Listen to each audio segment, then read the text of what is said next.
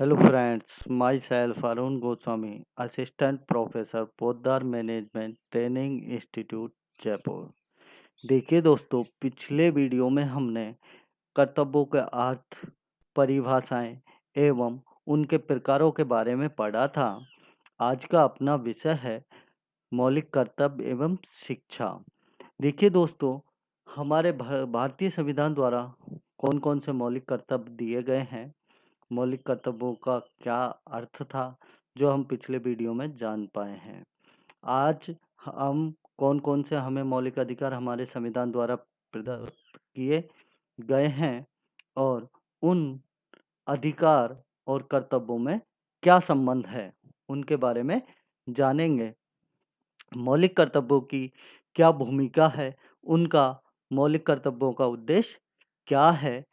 देखिए दोस्तों, कर्मणे बाधिकारस्ते की भावना को मूर्त रूप देने वाली भारतीय संस्कृति का मूल आधार मानकर संविधान में कर्तव्यों की व्याख्या की गई है।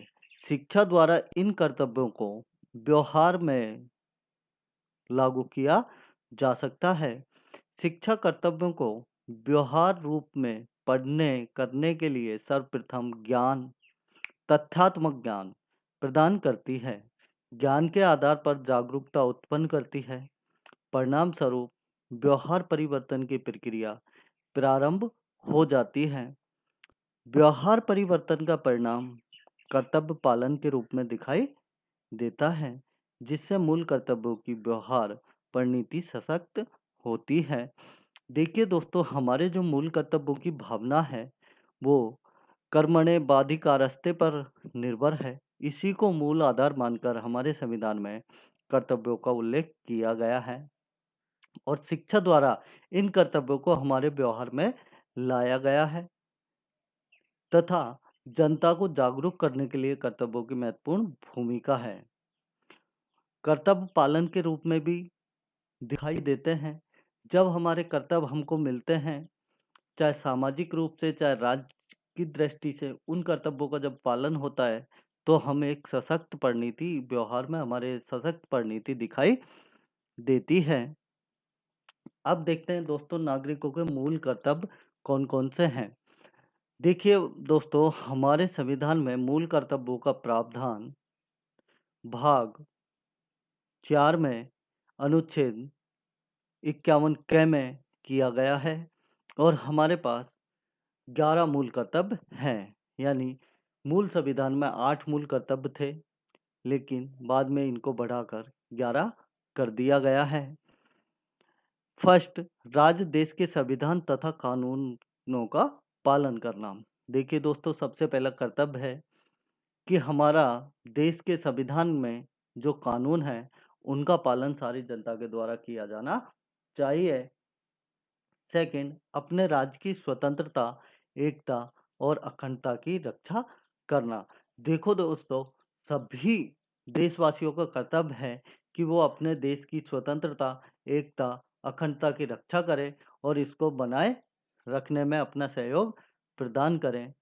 थर्ड, अंतर्राष्ट्रीय सहयोग तथा मैत्री की प्रोत्साहित करना।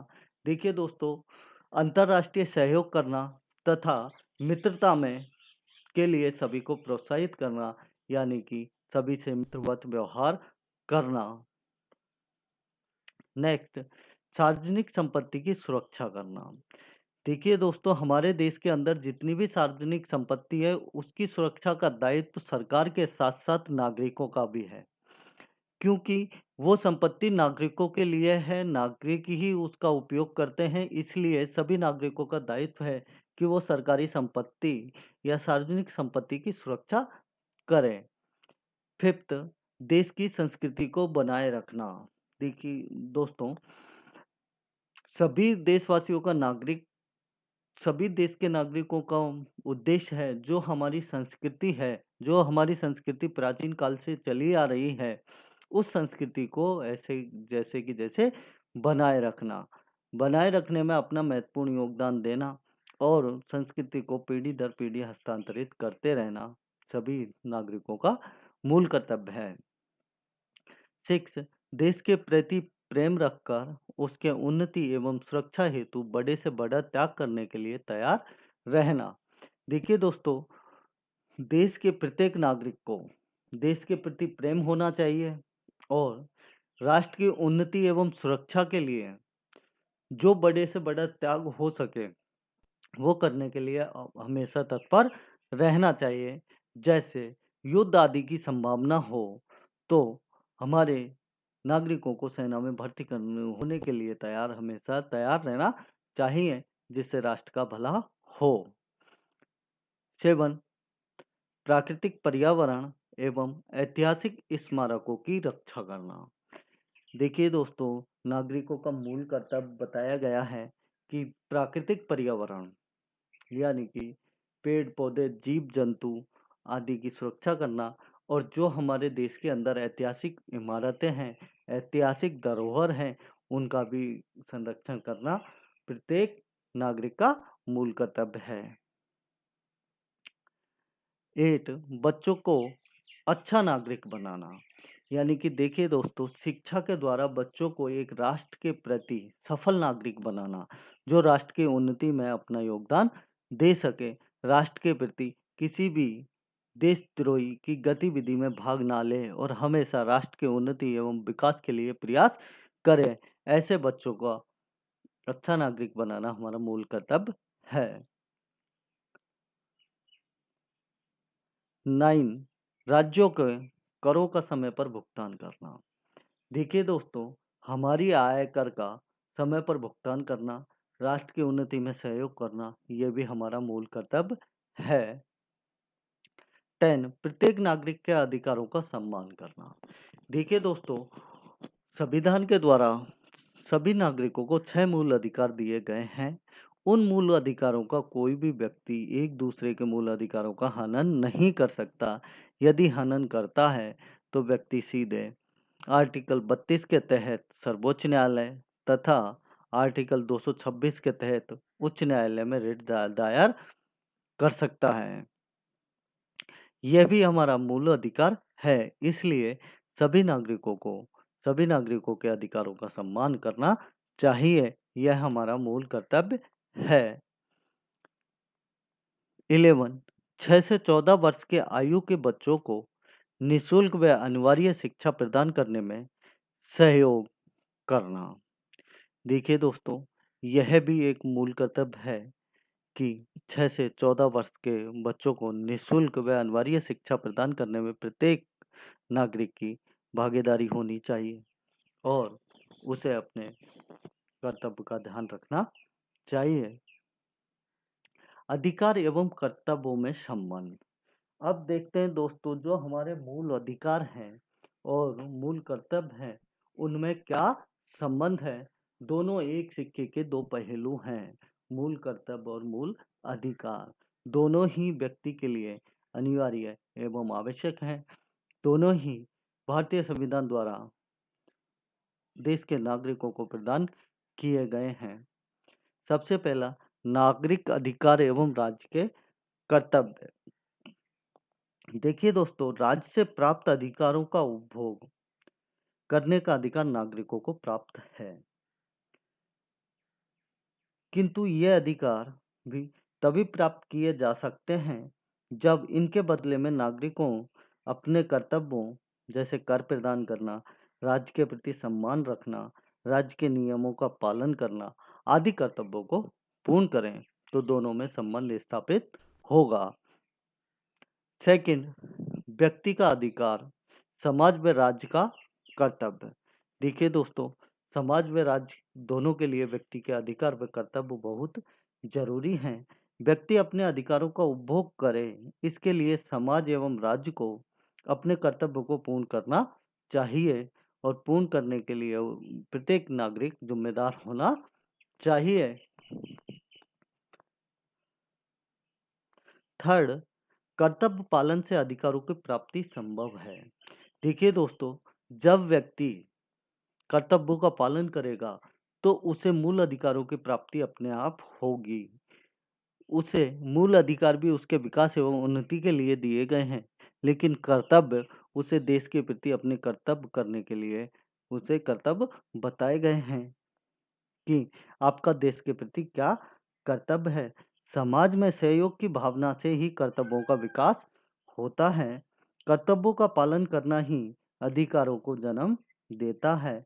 एक व्यक्ति का कर्तव्य दूसरे व्यक्ति का अधिकार है। देखिए दोस्तों, एक व्यक्ति का कर्तव्य दूसरे व्यक्ति का अधिकार होता है। यदि सभी नागरिक अपने अपने कर्तव्यों का पालन करेंगे तो उन्हें अधिकारों की प्राप्ति हो सकेगी। फोर्थ, अधिकार एवं कर्तव्य दोनों ही मांगे हैं। देखिए दोस्तों, दोनों ही अधिकार एवं कर्तव्य मांगों के द्वारा मिले हैं। हमारे भारतीय संविधान में मूल अधिकार और कर्तव्यों का प्रयोग तथा प्रावधान मांगों के आधार पर ही किया गया है। यदि अधिकतर व्यक्ति की मांग है तो कर्तव्य समाज की मांग है। अधिकार व्यक्ति की मांग है तो कर्तव्य समाज की मांग है। व्यक्ति चाहता है कि मुझे स्वतंत्रता, समानता, न्याय प्राप्त हो तो समाज चाहता है कि संस्कृति का संरक्षण हो, राष्ट्र के चिन्हों का, प्रतीकों का सम्मान हो। इस प्रकार व्यक्ति के अधिकार और इस प्रकार व्यक्ति के अधिकार कर्तव्य बन जाते हैं। फिफ्थ, अधिकार प्राप्त होने पर कर्तव्य उत्पन्न होते हैं। देखिए दोस्तों, जब व्यक्ति को अधिकार प्राप्त हो जाएंगे तो उससे कर्तव्य उत्पन्न होंगे। अधिकारों से ही कर्तव्यों का जन्म होता है। एक के बिना दूसरा संभव नहीं है। पहले भी बताया दोस्तों, अधिकार और कर्तव्य एक सिक्के के दो पहलू हैं। एक के बिना दोनों अधूरे हैं। दोनों को मिलाकर एक सिक्के के दो पहलू के रूप में देखा जा सकता है।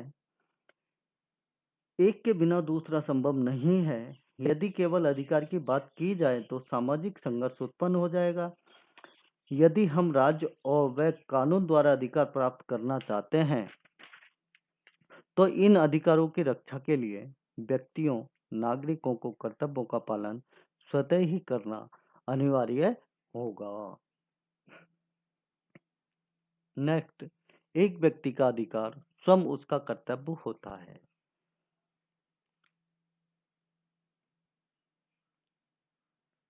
यदि नागरिक चाहता है कि वह अपने अधिकारों का उपयोग स्वतंत्रता से कर सके तो इसके लिए उसे कर्तव्यों का पालन करना होगा।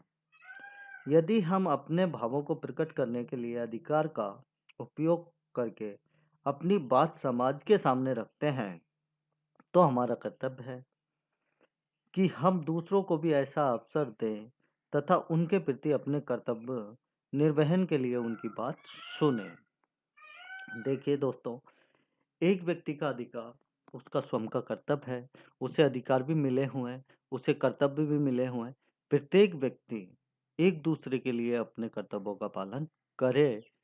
इसलिए हमारे संविधान में कर्तव्यों का प्रावधान किया गया है और प्रत्येक व्यक्ति के लिए कर्तव्य समान है। उनमें किसी भी प्रकार का कोई भेदभाव नहीं किया जाएगा। थैंक यू दोस्तों।